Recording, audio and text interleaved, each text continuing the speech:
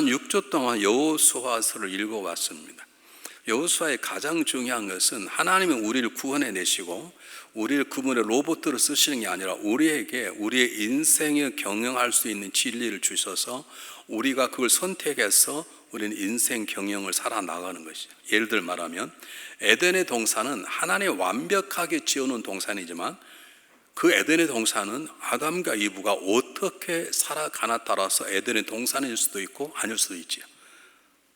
하나님이 지으신 아름다운 동산이 부족한 게 없는데 아담과 이브가 잘못 선택함으로 그들은 에덴 동산 살지 못하는 그리고 쫓겨나버리는 삶을 살게 되었고 그것 때문에 저와 여러분까지 흘러와 버린 것처럼 하나님은 우리들에게 아름다운 땅을 주시고 계획을 주시고 우리와 함께 하시며 길을 여시는데 그렇게 우리를 통해 일하시는 우리의 인생을 하나님의 방법으로 관리하지 않으면 하나님 우리에게 좋은 자동차를 주셨는데 그 자동차를 하나님 주시는 매뉴얼대로 운전하지 않으면 나도 상하고 다른 상하게 되어버린 것처럼 그리 될 수 있다는 것이죠. 그래서 이것을 정확하게 잘 풀어내는 본문이 어디냐면 여호수아입니다.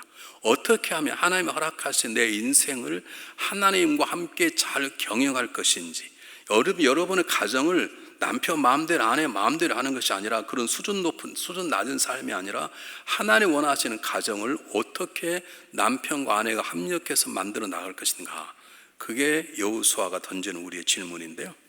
자, 그동안 뭘 했냐면 첫 번째 가장 중요한 것은 하나님의 비전을 나의 비전으로 삼아라는 말입니다.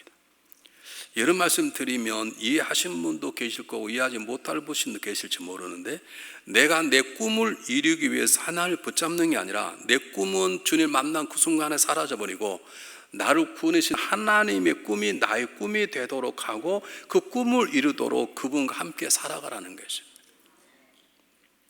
우리가 오래 다니신 분 가운데 얼마 오래전에 교회를 떠나신 분이 계세요. 왜 그러냐 그랬더니 왜 교회를 떠나시려고 그러세요? 그랬더니 목사님 제가 오래 다녀보고 기도되어보고 그러는데 하나님 제 꿈을 전혀 이루지 않았습니다. 그래서 절로 가겠습니다. 절로 가신 분이 계세요. 제가 잘 못 가르쳐서 그렇다고 생각하는데요.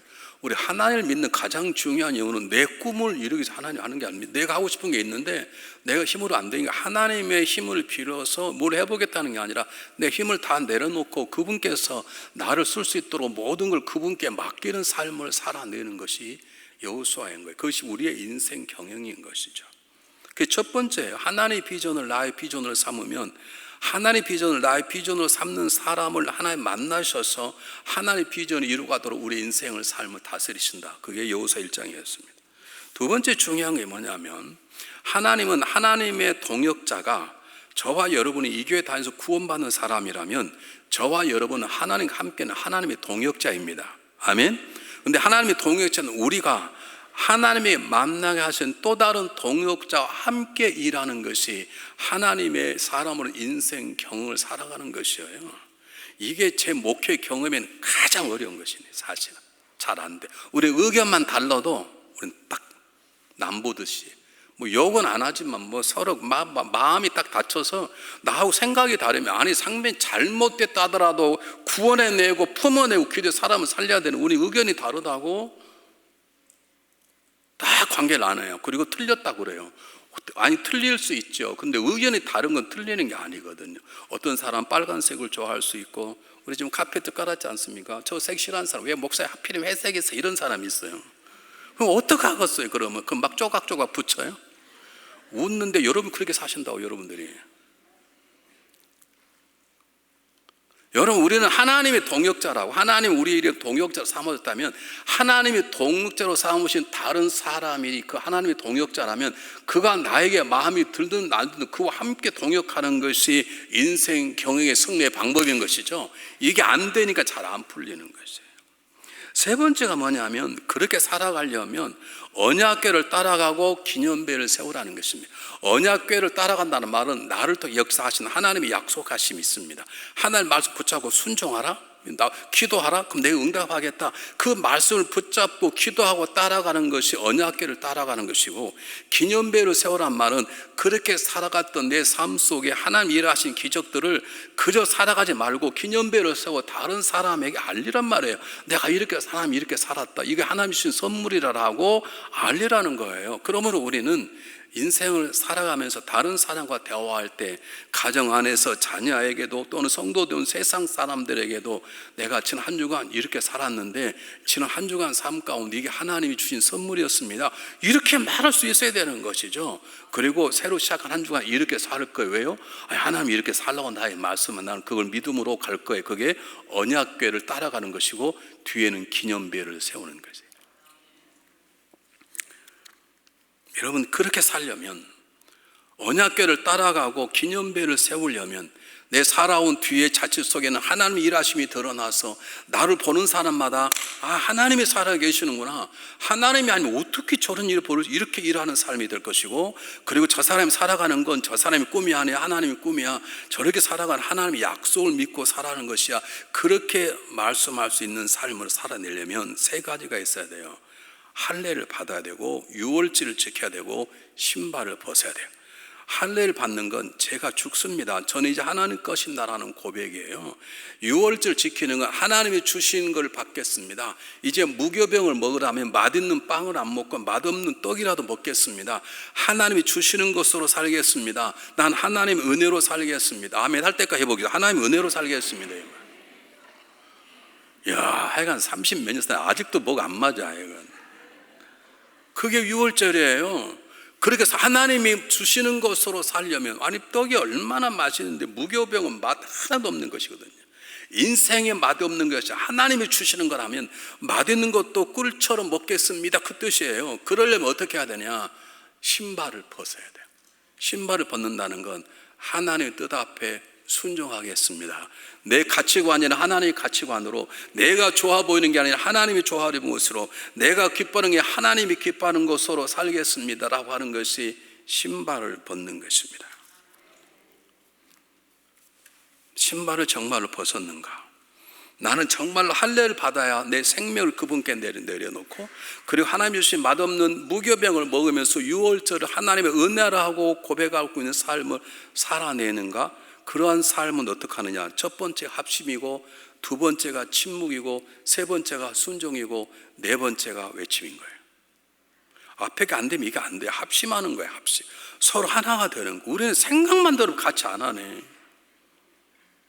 제가 몇 번 말하지만 틀렸다면 틀린 것도 같이 할 수 없죠. 틀렸으면 어떻게 해야 돼요? 틀리면 잘라내야 돼요. 틀렸으면 고쳐서 기도하고 가르쳐서 눈물로라 설득해서 그 사람을 살려내야 되는 게 저와 여러분 일 아닙니까? 근데 우린 틀리면 말도 안 해. 뭐라고 이제 꺼내지 마십시오. 저는 마음을 다 정했습니다. 잃어버리네요. 누가요? 여러분이. 그래서 얼마나 제가 힘들어서 이렇게 몸이 부었겠어요. 합심이라니까, 합심. 서로 다르게. 우리 집사람하고 저하고는 전혀 다릅니다. 완전히 다릅니다. 어떻게 저렇게 다를 사람하고 사는 건 난 이해가 안 가냐고. 합심하는 거지. 다르니까 서로 만나는 것이죠. 자, 여러분 몇 번 말씀드려요. 제 눈은 짝짝이에요. 이게 제 매력 포인트예요. 아니, 우리는 같지 않아요. 그러나 그것이 하나님 안에서 서로 하나가 되는 것처럼, 우리가 서로 다 다른 은사와 생각이 다르지만 죄가 아니라면 하나의 마음을 풀어주고 때때로 그 일을 도와줘야 되고 그래야 되는데, 우리는 나하고 마음이 같지 않으면 안 도와줘. 잘 되나 보자, 잘 되나 보자. 보면 또 괜찮아. 어떤 사람 예전에 내 손에 장을 지진다, 잘 되는 이런 사람들이 계시네. 다시 말씀드립니다. 우리가 할례를 받고 하나님 은혜인 유월절을 하나님의 은혜라면 그것이 무교병이라도 제가 감사하는 마음을 먹겠습니다. 그리고 제가 하나님 앞에 신발을 벗어 이제 하나님의 종으로 살겠습니다. 그런 삶의 가장 중요한 특징은 하나님께 만나게 한 사람이라면 합심하고 침묵하고 순종하고 그리고 함께 외치는 거지. 난 그저 함께 할 수 없어. 그러면 하나님 저에게 믿음을 주십시오. 그렇게 기도하십시오. 우리가 품지 못할 사람이 어디가 있고 우리가 함께 일하지 못할 사람이 어디가 있습니까?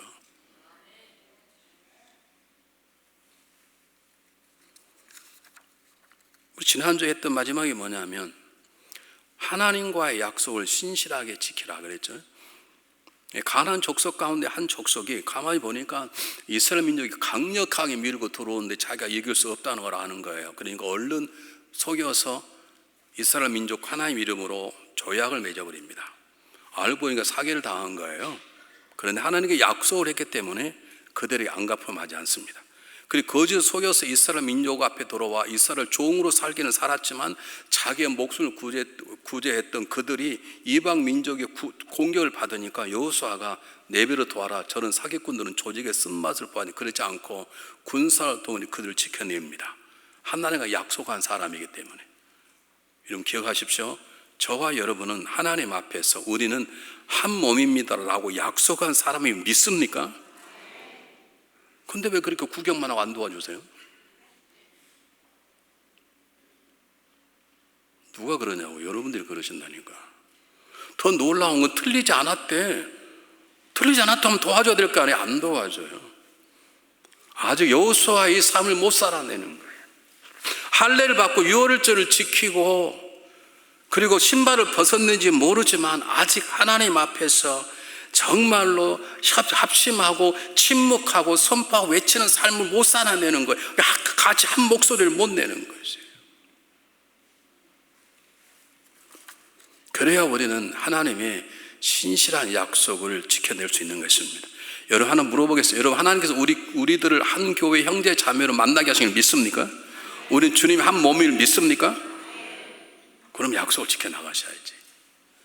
그 약속을 지켜나가셔야 된다. 그걸 못하면 안 되는 것이죠. 자, 오늘 이제 마지막입니다.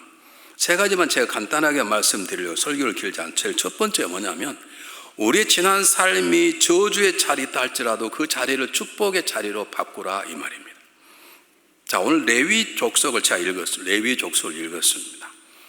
자, 레위족 어떤 족속이냐면 창세기 34장에 보면 야곱이 사실 잘못한 거예요. 야곱이 원래는 떼돈 부자가 됐으면 베델로 돌아가야 되는데 베델로 돌아가지 않고 세겜으로 들어갑니다. 왜냐하면 베델은 그 당시만 해도 황무지였습니다. 세겜은 달라처럼 굉장히 휘황찬란한 도시입니다. 그래 이왕이면 많이 벌었던 돈, 20년 동안 고생한 벌었던 돈을 좋은 곳에 투자해야 된다는 생각을 가지고 있었죠. 그래서 세겜에 와서 투자를 했는데 그 야곱의 딸인 디나가 세겜 사람에게 강간을 당해버린 사건이 벌어졌습니다.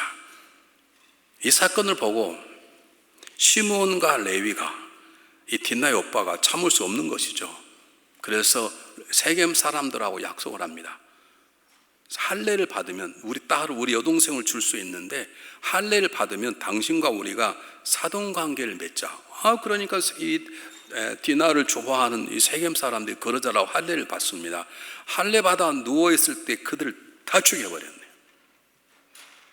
여러분 기억하십시오. 성경을 보겠다고 촛불을 도둑질하면 안 됩니다. 어떻게 자기 뜻을 이루려고 할례라고 가장 거룩한 일을 사용하는 거예요.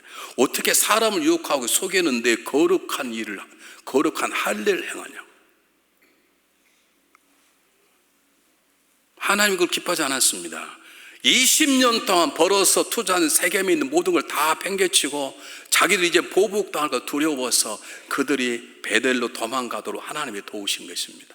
야곱이 얼마나 화가 났겠습니까? 20년 동안 정말 서러운 노예 생활을 통해서 모은 전 재산을 가지고 세겜의 모든 걸 땅을 사고 집을 샀는데 자기 딸이 겁탈 당한 것도 오래 아니는데 그것 때문에 화근이 되고 그것 때문에 모든 걸 다 놔두고 도망오게 되는 34장 마지막 절 보면 야곱이 이 아들들에게 투정을 해 이럴 수 있냐고 그러는 것이죠.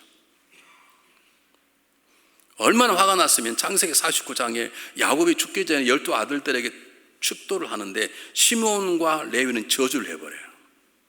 그것도 잘못이죠. 아무리 그렇다고 어떻게 저주를 합니까? 나 야곱도 이게 완벽하지 않은 인간이라는 뜻인데요. 저주를 해버려요. 그래서 시므온은 집도 없는 가난한 지파가 돼가지고 유다 족속에 들어가 살아요. 자기 땅을 갖지 못해요. 레위 지파는요 살기는 사는데 뿔뿔이 흩어져서 48개의 성을 가지고 살아요. 12집에 흩어졌어. 어쨌든 놀라운 것이 뭐냐면 그렇게 했던 이 레위 지파는 변화받아서 오늘 우리가 잘 아는 제사장의 역할을 감당하는 12지파의 소속의 12지파를 섬기는 탁월한 제사장으로, 그리고 48개의 성을 통해서 수많은 사람들에게 하나님의 은혜를 전달하는 제사장으로 삶을 살게 되었고, 여러분 너무나 잘 아는 6개 도피성이 다 레위지파의 성인 거예요. 도피성을 만들어서 그 동네에 들어오는 사람들, 잘못된 사람들을 지켜주고 보호해주는 놀라운 삶을 살도록 새로운 기회를 잡는데 레위지파는 성공합니다. 그 일이 어떻게 벌어지는가? 여러분 출애굽기 32장에 보면 모세가 40년 동안 금식하고 내려오면서 돌계단에 돌판에 십계명을 가지고 내려오는데, 내려와 보니까 아론이 잘못 살며 잘못해서 이스라엘 백성이 모세를 기다리지 못한 이유 때문에 자기 금은보화를 모아가지고 금송아지를 만들고 우상을 숭배하는 거예요. 모세가 너무 화가 나서 십계명 돌판을 던져버립니다. 그리고 말합니다. 누구든지 여호와 편에 있는 자는 내게로 오라. 만약에 저렇게 살지 않고 하나님만이 진정한 하나님을 믿으면 나한테 나오라 얘기하죠. 그때 제일 먼저 달려나가는 지파가 누구냐면 레위 지파입니다. 그 레위 지파가 모세의 명을 받아서 그 모여들었던 죄 지은 사람 3,000명을 쳐서 죽이는 작업을 합니다. 그럴 때 모세가 이런 고백을 했습니다. 한번 보겠습니다. 출애굽기 39장 29절 말씀, 32장 또 한번 보세요. 제가 한번 읽어볼게요. 잘 보시기 바랍니다. 모세가 이르되 각 사람이 자기 아들과 자기 형제를 쳤으니 오늘 여호와께서 헌신하게 되었니라. 그가 오늘 너희에게 복을 내리시리라. 헌신했다고 말하는 거예요. 그 전에는 하나님의 뜻 가정을 완전히 망하게 만들어버리는 악한 일을 행해버렸는데, 어떻게 할례라는 거룩한 걸 들어 사람을 죽여요. 그냥 죽이려면 그냥 죽이지. 이것처럼 악한 게 없거든요. 그런데 그가 기회가 주어지자, 돌이킬 기회가 주어지자, 다시 하나님의 백성으로 살 기회가 주어지자 망설이지 않고 즉각적으로 붙잡고 그는 다시 하나님이 쓰시는 제사장의 족속으로 거듭나는데 성공하게 되는 것입니다. 사랑하는 여러분, 거룩한 기회를 붙잡을 때 붙잡을 수 있어야 되는 것입니다. 성경을 읽어낼 때 읽어내야 되는 것입니다. 기도할 마음이 주시거든 기도할 마음을 가져내는 것입니다. 용서할 때 용서해 줄 수 있어야 되는 것입니다. 용서를 빌 때 용서를 해달라고 빌 줄 알아야 되는 것입니다. 그 기회를 레위는 팍 붙잡은 거예요.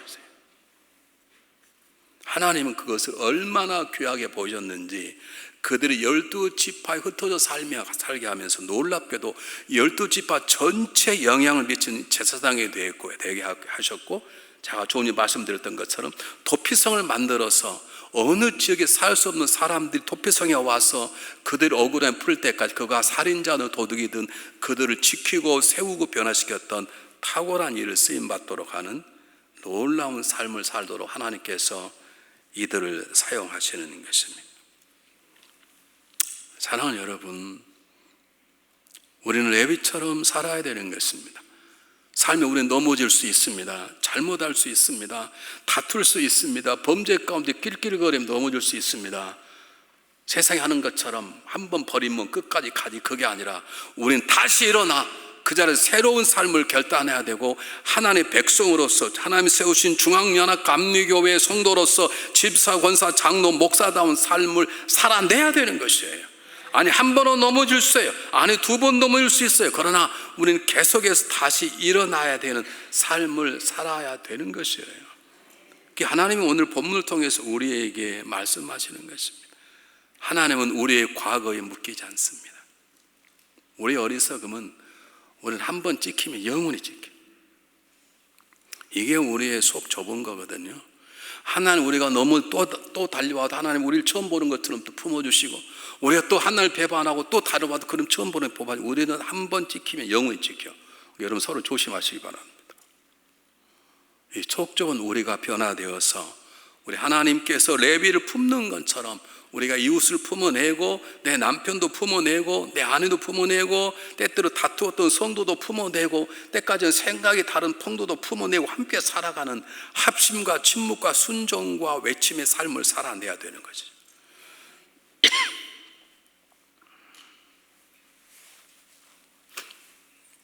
제가 이 말씀 왜 드리냐면, 왜 여호수아의 마지막에 레위를 얘기하냐면, 우리가 예전에 EM을 섬겼던 목사님 이름이 누군가요? 전유 페이스 담임 목사가 누구였던가요? 네, 지금 이름이 뭐라고요? 네, 박레위. 네. 저와 여러분도 레위임을 아십니까? 왜 아멘 안 하시는 거 처음 들어본 소리인데, 저도 이레위고 장로님도 김레위고 다 레위예요. 왜요? 우리 모두는 왕 같은 제사장이에요. 우리가 이 시대에 살아야 될 가장 중요한 삶의 목적은 뭐냐면, 사람들을 데려다가 죄 지은 사람이 있으면 그를 품어다가 하나님 앞에 제사를 드리고 그의 죄심 받도록 하는 제사장의 삶을 살아내는 거예요. 근데 우리 막 정죄 안에 틀렸다 그러네. 상대도 안 하네. 누가요? 여러분이. 막 이름이 막 나오려다가 실수 조심해야 돼. 여러분이 그런다고. 우리는 같은 형제예요. 어떻게 생각이 다른 게 잘못이냐고요. 틀렸다 하더라도, 생각이 죄다 하더라도 품어내고 살려내는 게 제사장의 역할이에요. 제사장은 어떤 죄를 지었어도 품어내는 거예요. 내가 당신 위해 기도하지 하는 게 제사장이라고요. 이게 레위라고요. 현재 살아가는 삶의 정도가 여러분과 저가 레위라고요. 근데 왜 남편을 잡고 아내를 잡고 왜 성도 간에 그러시냐고. 여러분, 우리는 이 시대를 살아갈 왕같은, 그냥 레위가 아니에요. 왕같은 말은 탁월한 뛰어난 그 말이에요. 그런 레위의 삶을 살아내는 거예요. 예수 믿지 않는 사람 데려다가 예수 믿도록 하고, 넘어진 사람이 있으면 그 사람을 설득하고 하나님께 기도해서 이 사람이 다시 살아나도록 해야 되는데, 그런 얘기 제가 제일 많이 들을 때가, 저는 관계 하나님 제일 마음 아파하신다. 목사님, 그분은 절대로 안 됩니다. 여러분, 그분 가운데 우리 교회 잘하신 분 계신데요, 그분은 절대로 안 됩니다. 그분 장로 되면 절대로 안 됩니다. 장로 역할만 잘 하시는데요.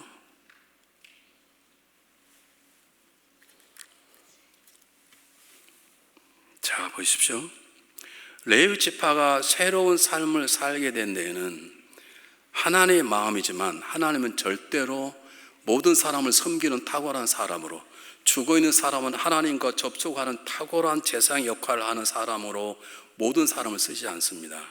하나의 중요한 단어가 있습니다. 헌신입니다. 헌신. 요즘 현대를 살아가는 신앙인들이 가장 무겁고 듣기 싫은 단어가 헌신입니다. 요즘 가장 좋은 단어 은혜입니다. 은혜 받으라면 수없이 많이 옵니다. 헌신할 자지면 아무도 안 오고 요즘 시대에. 헌신 하나 모든 걸 드리는 것입니다. 그분 앞에 신발을 벗어버리는 것입니다. 그분 앞에 내 몸을 쳐서 할례 피 흘리며 죽은 목숨을 거는 것입니다. 그리고 하나님 하시다면 합심하는 것이, 입 다물라 입 다무는 것입니다. 순종하면 순종하는 것입니다. 그것이 헌신입니다. 오늘 성경 본문에 하나님의 레위를 드러내서 우리가 말씀하는 것은 레위처럼 헌신할 사람이 필요하다는 거예요. 모세가 레위를 통해 헌신한 민족이라는 것처럼 우리는 가정에 헌신한 아내요, 가정에 헌신한 남편이요, 교회에 헌신한 집사의, 권사의, 장로의, 목사로의 삶을 살아내야 되는 것이죠. 제일 하나님이 괴로운 힘든 게 뭔 줄 아십니까? 집사님 일 좀 하시죠. 목사님 저는 부담됩니다. 너무 부담 주지 마십시오. 예수님이 저와 여러분을 위해서 부담 주시고 십자가 발려가 벗고 죽으셨는데, 우리는 그것 때문에 천국 가게 됐는데 뭐라 조금만 하면 목사님 부담됩니다. 부담을 갖는 게 사랑하는 관계고, 부담을 갖는 게 서로 필요한 관계인 것처럼 그것이 중요한데, 그걸 모른 채 부담 주지 말라는 거죠. 여러분, 헌신이란 말은 무슨 말이냐면, 헌신은 나의 지난 삶이 악하고 추한 것을 도려내고 소망에 있는 새로운 뇌를 향해서 달려나가는 힘이 헌신이에요. 헌신이 안 되기 때문에 우리는 과거에 묶여 있어요. 함께 나만 묶여 있는 게 남도 묶여요. 저 사람 항상 그런 사람이다. 그래서 저 사람은 절대 안 된다. 헌신이란 뭐냐면, 다시 말씀드립니다, 나의 지난 삶의 악하고 추한 걸 도려내고, 우리가 과거 어떤 삶을 살아냈던 관계없이 도려내고. 제가 얘기했지 않습니까? 우리 교회 마음 아픈 일. 흑인 한 분이 저를 찾아오셨다니까요.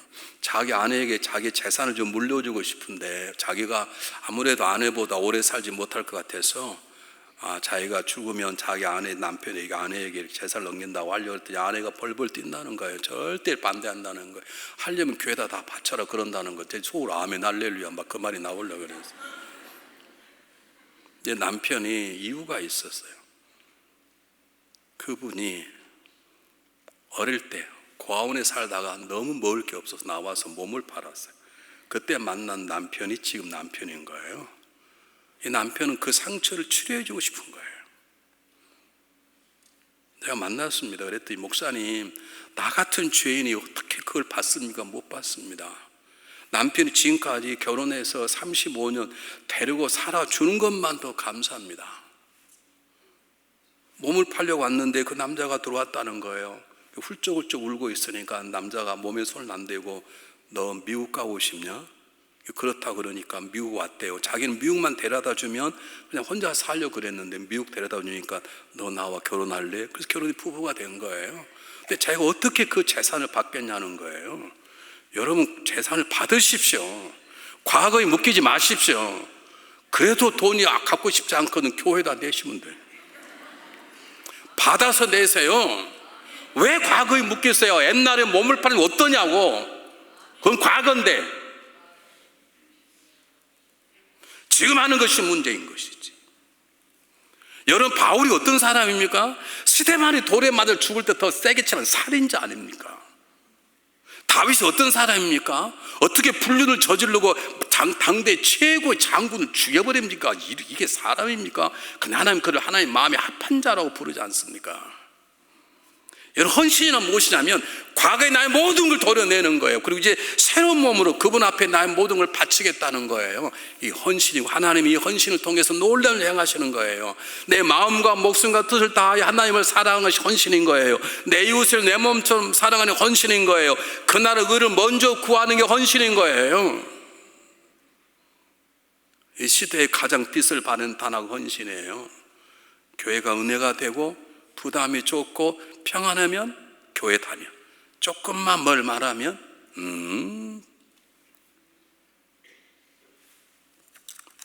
마지막입니다. 여호수아가 사람들을 모아놓고 24장 14절부터 보면 세겜의 종교회를 합니다. 그리고 모세부터 했던 모든 일을 다 고백합니다. 그리고 뭐라고 말합니까? 나와 내 가족 여호와를 섬기겠노라. 너희도 나처럼 여호와를 섬기든지 아니면 이 시기에 있는 잡신을 섬기든지 예전에 섬겼던 신을 섬기든지 애굽에 섬기던 신 그렇게 결정하라. 그러자 백성들이 우리 모두도 하나님을 섬기겠나라고 고백하라는 것입니다. 근데 중요한 것은 여호수아가 나와 내 집은 지금부터 여호와를 섬겼단 말이 아닙니다. 여호수아는 모세를 섬길 때부터 하나님을 섬겼던 사람입니다. 여호수아는 모세가 하나님을 섬기고 목숨을 걸 때 보았습니다. 하나님을 저렇게 섬기는구나. 그것도 배웠고 그렇게 40년 동안 살아온 사람이고 7일 넘는 전쟁을 목숨을 걸면서 하나님을 섬기는 자로 살았습니다. 그 말로 여호수아의 그러한 그 말의 고백은 내가 이제는 날마다 여호와를 섬기는 사람으로 내가 날마다 하나님 섬기는 가정으로 새롭게 세워 나가겠다는 것입니다. 어제보다 오늘이 어제의 삶을 오늘 살지 않겠다는 것입니다. 지난주처럼 오늘 살지 않겠다는 것입니다. 나는 오늘 새로운 삶을 살아낼 것이고 내일은 처음 살아온 날처럼 새로운 각오, 새로운 헌식, 새로운 사랑, 새로운 충성으로 살아내겠다는 거예요. 이것이 가난을 살아내는 인생을 경하는 삶의 방법인 것입니다. 모든 걸 도사처럼 착착 그렇게 살아가는 게 아니라 하루하루를 떨림과 두려움으로 새로운 마음으로 남편이 집에 돌아오면 이거 또 왔구나 그놈 밥 먹고 오지 그러는 게 아니라 꼭 신혼 때 기다리는 것처럼 오셨나요 사방님?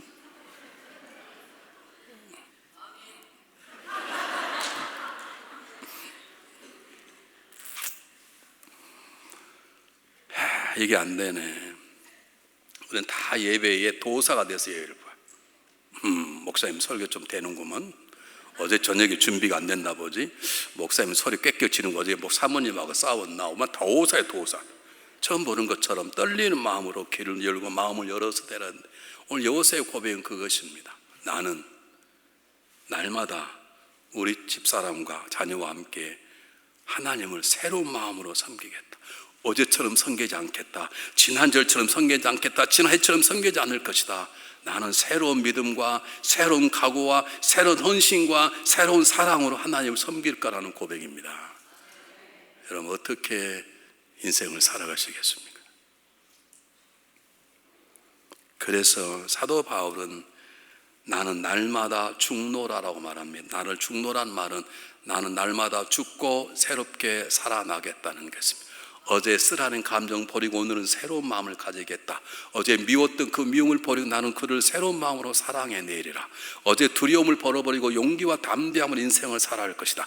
그게 나는 여호와를 새롭게 섬길 것이라는 여호수아의 고백인데, 이 고백이 저와 여러분이 고백이 되어야 될 줄 믿습니다. 그럼 우리는 스스로 물어야 될 것입니다. 난 하나님 주신 계획을 나의 계획으로 삼고 있는가?